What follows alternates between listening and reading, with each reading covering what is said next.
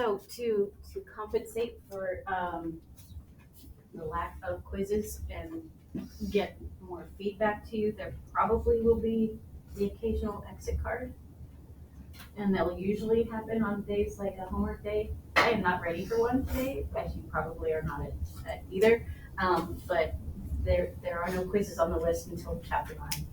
No, chapter 9. Okay. Questions? Those of you, yeah, 17.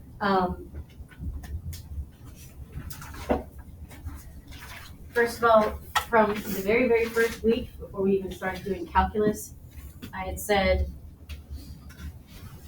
calculus does not deal with absolute value. You need to break it into a piecewise function.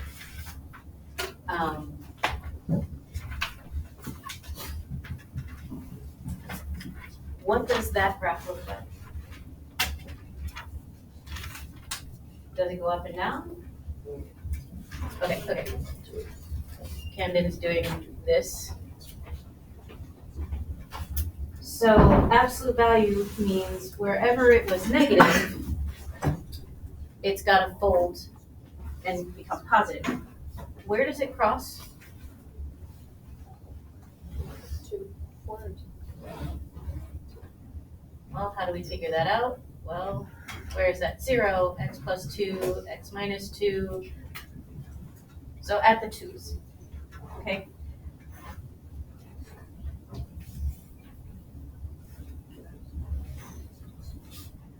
So for absolute value, I need to do a piecewise function and make this x squared minus 4. Oh, you'll hate this.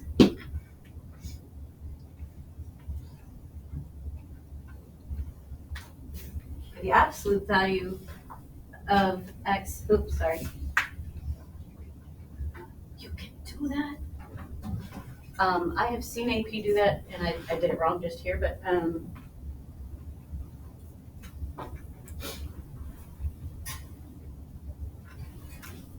so what does that mean? I put in 1, am I gonna graph that? No.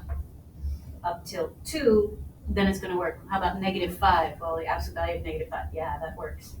So I've seen them use this notation, just showing you now, so if it comes up, Sean, you'll know it's addition. Or you'll at least be able to be like, saw that, don't remember it. Moving on, I'm gonna pick B. Next question. So what is this equation? Negative x squared plus 4. So either for this, to evaluate absolute value, either it was positive and fine, or the opposite of that. So it was either positive or negative of the whole thing. Distributed the negative.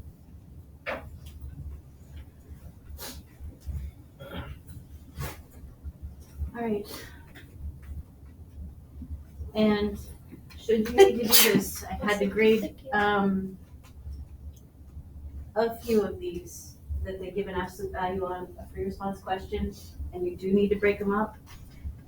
You would probably do this in 3 pieces, but bless you. Thank you. The equal sign can go on either one, but only one. If you put it on both, they're like, oh, sorry, that's not actually a function because you define 2 different y values that happen to be on the same spot. But just saying, it's got to be the whole domain, no more, no less. And you can check homework for last night. Okay, so that's the first step, is figuring out the stinking equation. This one, most of you probably looked on Desmos or your graphing calculator. It's graphed over Hannah's head over there, much nicer than what I have here. But so first thing, create the piecewise function, and then looking at it, it's even, so I'm gonna just find the area in the region 1. It's blue over this piece of the red equation, and then from 0 to 2, and then from 2 to 4, it's this top function minus that piece. And again, those of you who did this homework without drawing pictures, I don't know how you can do that. Like, do you understand where this stuff breaks and why it flipped up and things like, I don't know. Questions, yeah. This is more of like a general question to the problems that where you were just given equations, but when you have a problem where it just gives you equations and it asks you to like find the area between the curves, how do you know like whether to use the dy or the dx? Like, do you have to graph it? Okay, how do you know if it's top minus bottom or right minus left? By looking at it, and if you don't graph it, it's hard to know what you're gonna do. And sometimes you can do either one. Number 3, they gave you the picture. Top minus bottom is fine. However, they're coercing you, and it is a much easier problem if you do right minus left. And can you see that? Well, they're giving you a heavy hint by giving you x equals this y business rather than y equals this x business. Heavy hint. And this one, you can do it top minus bottom, but the top curve changes. So it's easier to go right minus left. So can you see on number 7 why right minus left is easier? Or Yeah. Okay. And would you be able to do that if you didn't have the picture? Probably not.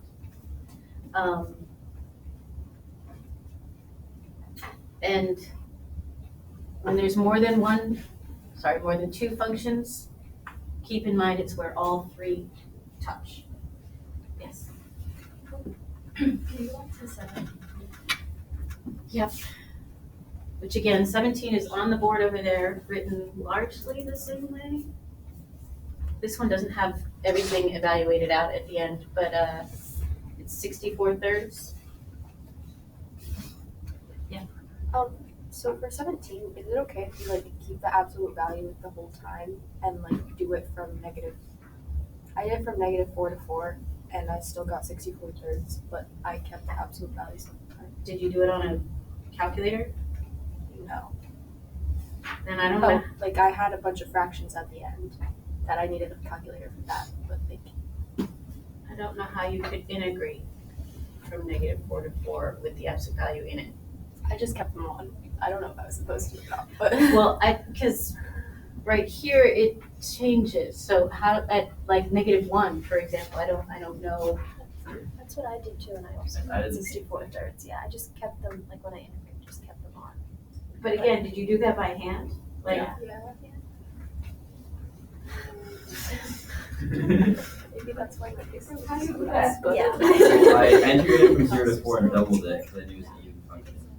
Well, I graphed it on my calculator to see what it looked like. That's what I got. But I didn't. Yeah, exactly. I was like, yes.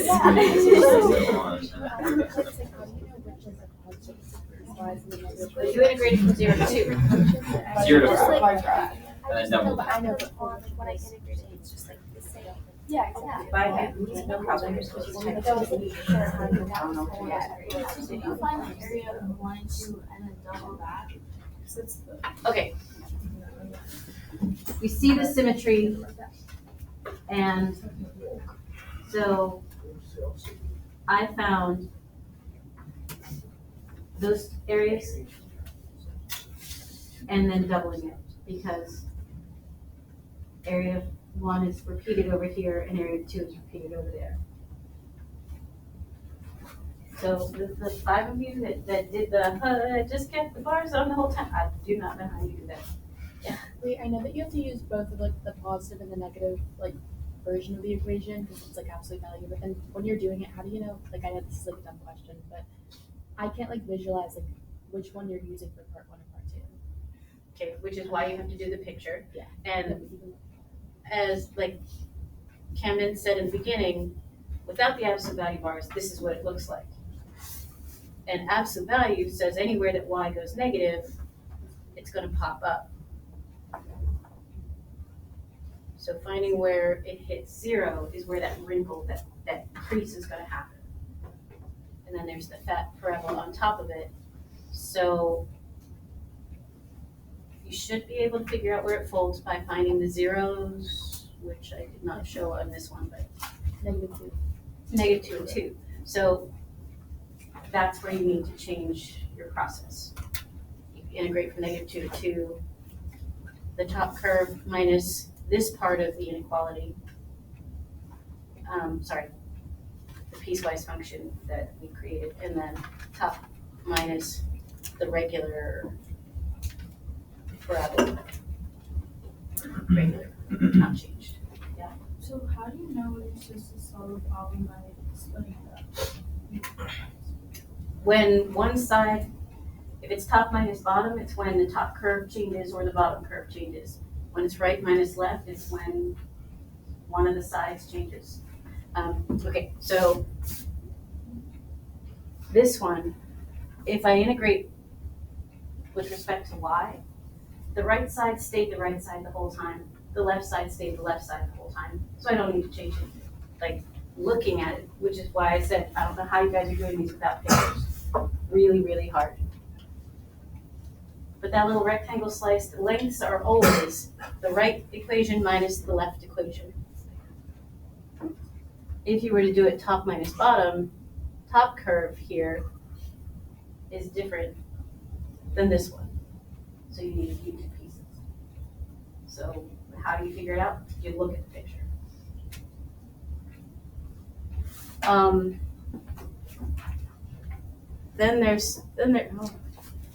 Math is a religion. This is what happens when you have student aides make your flip charts for you. You get Calvin and Hobbes and XKCD. Call a lawyer as a math atheist.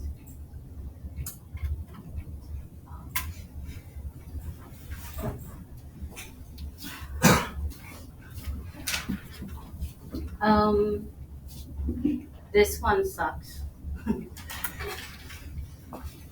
There are a bunch of different ways to do this.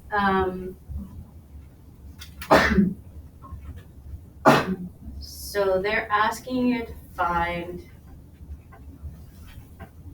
what's the height of C that cuts that parabola in half. Could it be 2? It doesn't make sense to be right in the middle. No, why? Because like there's less area on the other side, so it gets bigger. There's less stuff at the bottom of the snoot than at the top. Okay, so people have suggested a number of ways to do this. I'm not sure this is the most efficient, but anyone that got this, what did you do?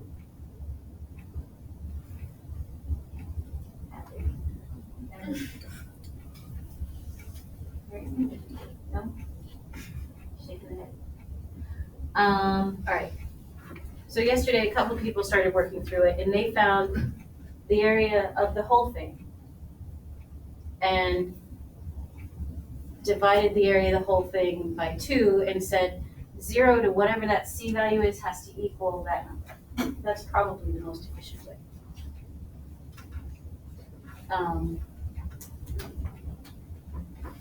Okay, do we need to do this problem, or are you guys like, looks like, nope, I'm good, let's move on. Yeah. How did you find C, like, in terms of Y? Okay. Like, 35 feet? All right, so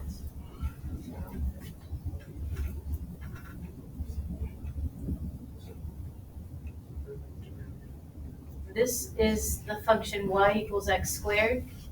So right there, when y is 4, what's the x value? 2. 2. This is y equals c. What's the x value? Root C. So isn't that, didn't you just, Is that the end? 35 feet? okay, sorry, what does 35b say? It's like find C in terms of Y. I forget the exact word. So, Okay, so the that's it. I don't have the whole problem written up here. Solving this with x's is hard. Top minus bottom is a horrible problem to do. But part B said solve with the y's, so making the slices go this way. All right, how do I find the volume of the whole thing? Or, sorry, area, not the volume yet, that's the next section. Clara, how do I find all of this space? Top minus bottom.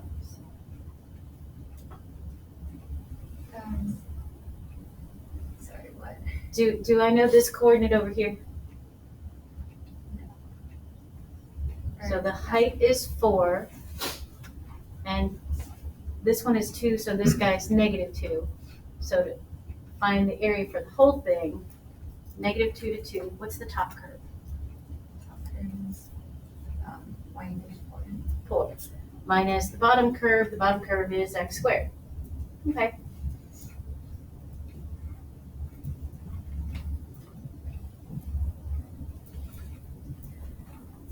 Uh, 8 minus 8/3 minus -8 plus 8/3, which is why, so this is hard. Like, I don't like the whole fractioning things. Can I just say integrate from 0 to 2 and double it because I see that it's symmetric? Okay, good, because I don't want to do that.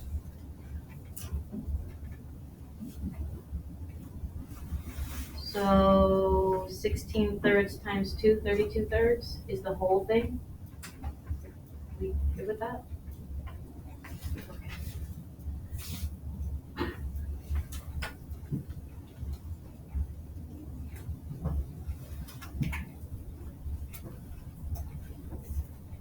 Okay, so area of the whole thing is 32/3.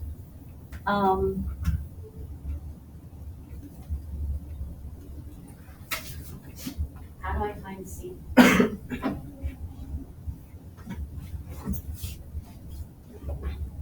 And I don't care if it's with respect to X or Y.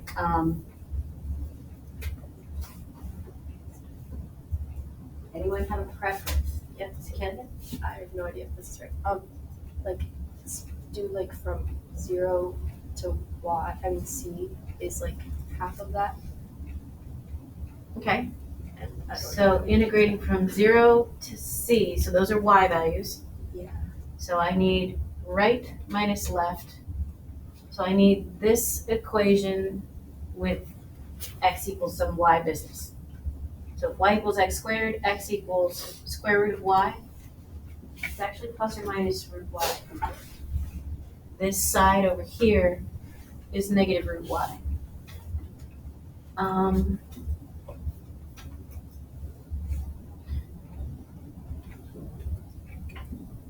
Okay, we'll do that. Right minus all the way over to here, left. So, Alex, you're making a face. Does that make any sense? A little bit. Okay, we can visually think about this a couple ways. This distance, do you agree that this distance is square root of Y? I mean, if I have Y equals X squared, what does X equal? X equals plus or minus the square root of Y. The equation that gives me the positives is the positive root Y. The equation that gives me the negatives is the negative root Y. If I want to go from the positive one all the way to the negative one, this one minus that one. Which gives me what I would have done anyway. Like, I don't like doing an even function from negative C to positive C or -2 to +2. It's easier to just double that symmetric side. So raise the power, divide by the new power. Dividing by 3/2 is multiplying by 2/3. Multiply by that 2 there. And I get 4/3 C to the 3/2. Do I know how big that is as a number as well?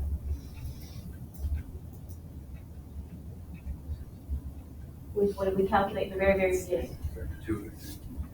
So the whole area, the whole thing is 32/3. I wanted half of that, didn't I? Because I wanted to know where does it cut it in half. So it's not 32/3, it's 16/3. All right, so where does 4/3 equal 16/3? There, and I believe the book has this in terms of power of 2 to the power of something. How do I get rid of to the 3/2 power? Raise it to the 2/3. And raising a power to a power, 2 to the 4/3. Reps. Yay! I don't want to do this problem anymore. Yeah, Josh. Since you're doing 0 to C, wouldn't it be like a top minus bottom instead of like a root y minus y, which is Okay, 0 to C. So this is hard because it's 0 for x and it's 0 for y. Is the C value, this one here, is it the height or is it the left right? It's the height, so that's a y value. So if this is a y value, all of these need to be y values. If it was an x, I would be using the square root of C. But isn't it like root y minus root y? It seems like you're doing the right side minus I am? the left one. Yeah, it's not like the top one minus the bottom. Okay. Yep. So, doing just a normal one.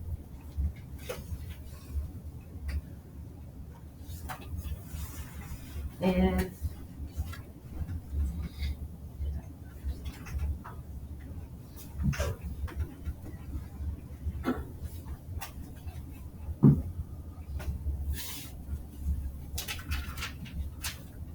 doing top minus bottom,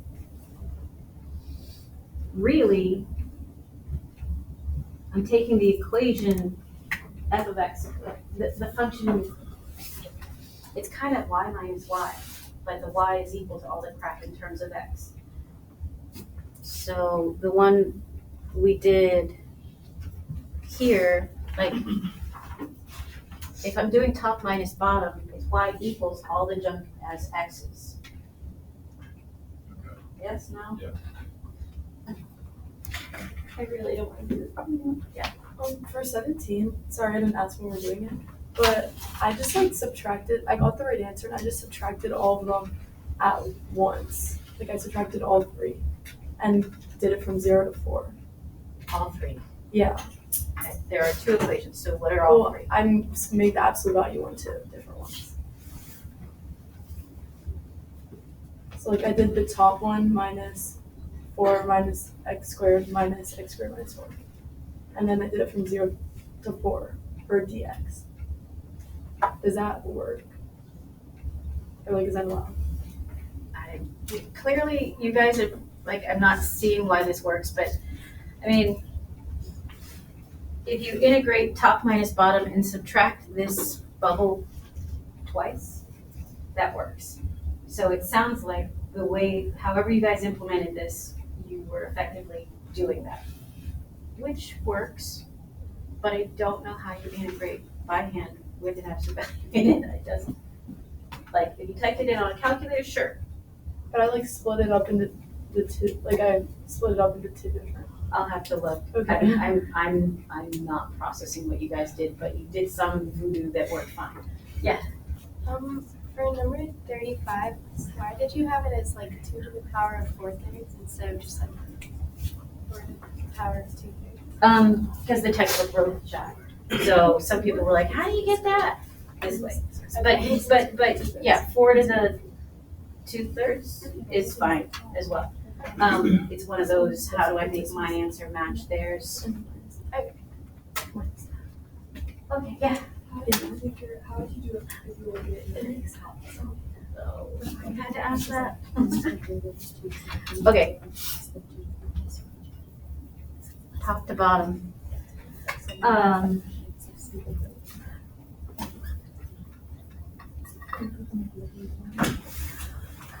I would do it halfway again. I would just find this stuff. C minus x squared. Integrate from 0 to the square root of c. And that should equal half of the total that I calculated earlier. And raise the power divided by the new power.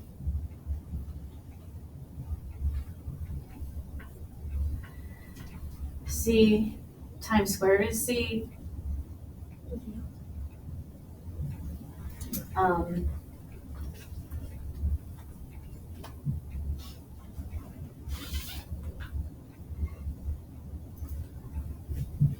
So that's 2/3 c to the 3/2 had to equal that 16/3.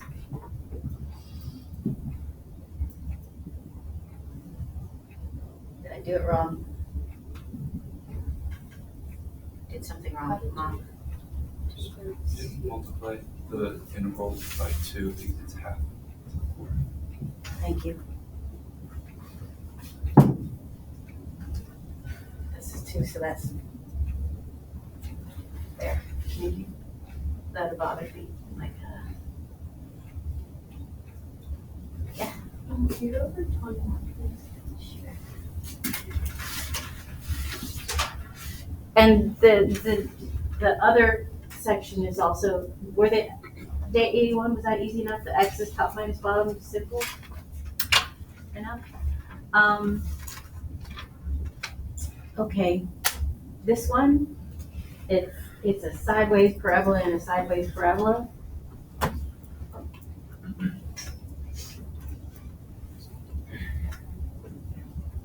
How do I graph that without looking on a calculator? So I see someone doing this. Does it go this way or does it go this way? I don't, from my perspective, okay, people are pointing to the left. Just like y equals negative x squared, it goes down. This is going to go that way. Where's the vertex, the nose going to be? At the origin. Okay. All right. This one. Where is the nose going to be? Where's the vertex? When y is 0, x is 2. Is it going to point to the left also? Okay.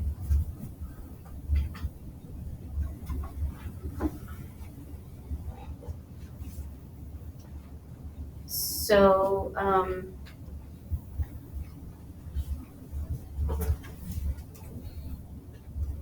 I have them all in terms of x. The right side minus the left side. And is it symmetric? So I'm going to go from 0, double. Question, how do I find that where they cross? That's Okay, so Jamie, I have negative y squared equals 2 minus 3y squared. What do I do? You could just like 3y squared over. Or wait, no, you can move the y squared over and then you can factor it. Okay, Or you I can started divide writing it. it. You said add, You can add the just 3y divide by squared. 2. It's plus or minus 1.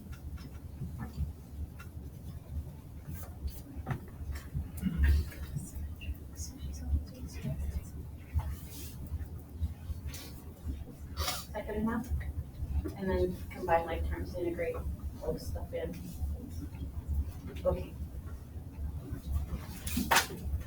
All right. There were some tricky ones from, oh.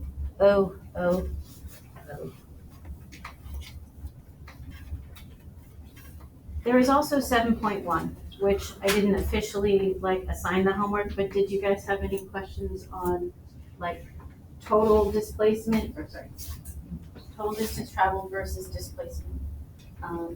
Accumulation functions, things like that.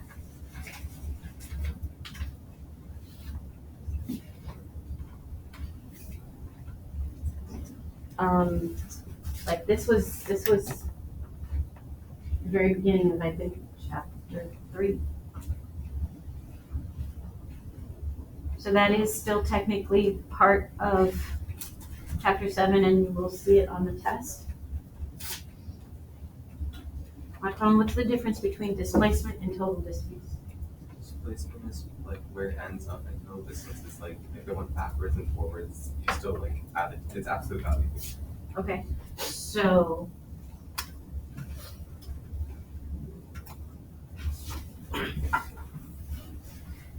Josh, what's the difference between these? Between This guy and that guy. And don't say it's got bars on it. Which one's displacement, which one's total distance? Which one is the slower and different? total distance is absolute value, displacement is just regular. So that one is total distance, because if you think about it, anywhere that you were running backwards, your velocity would have been 0. Putting the absolute value bars on it makes it positive. Be careful. Yeah, Brady. So do you integrate that by like doing 2 integrals? Okay. I was about to say, so on the exam, they often say, write, but do not evaluate an integral or set of integrals to do this. So if they ask you, write, but do not evaluate something to calculate total distance,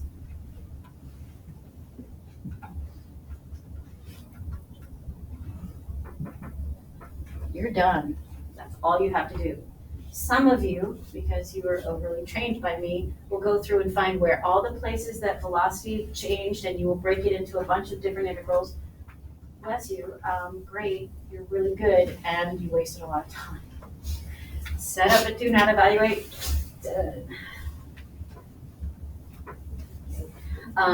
Be careful.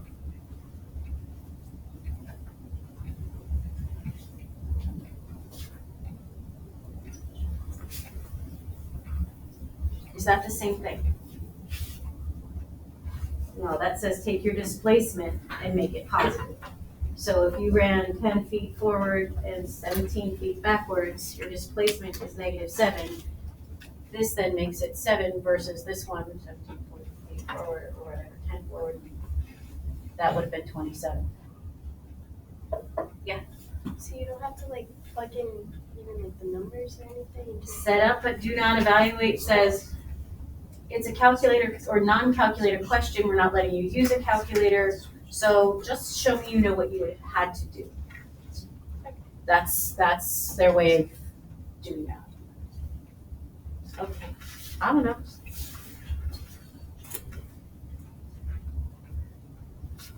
Easy when they give you the actual areas of the bubbles. And be careful with their wording. They're like, this area is 4, but if you were asked to integrate from 0 to a, it's actually -4 because it's below the x-axis.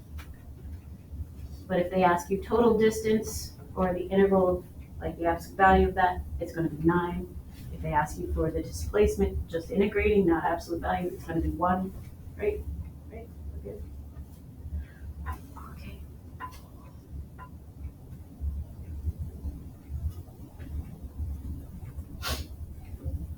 I swear we did this like forever ago.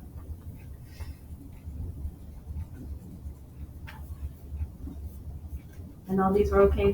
This one is just a little weird.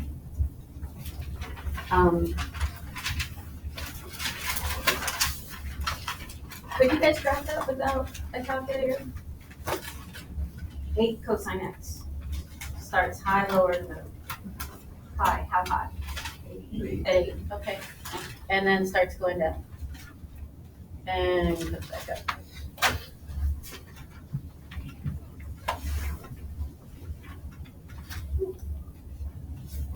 8 cosine x. Secant squared gonna look a lot different than secant. It's gonna get like taller.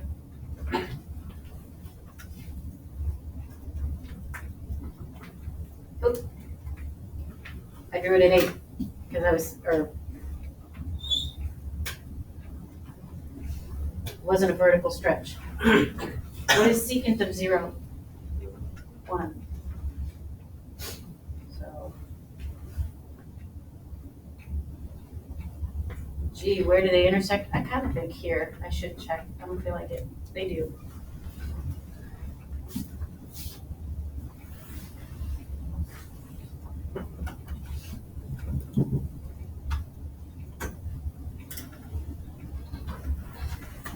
Multiply by cosine squared on both sides.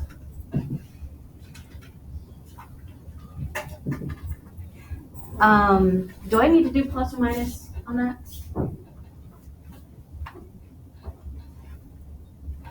No, why not? You didn't have to worry. I didn't do square root, I did cubed root. Cubed root of 8 is only positive 2. Cubed root of negative 8 is only negative 2. Okay, so where's cosine of half? Pi over 3. 5 pi over 3. Why aren't I using this one? Because it's not in that range. Okay. We're all tired.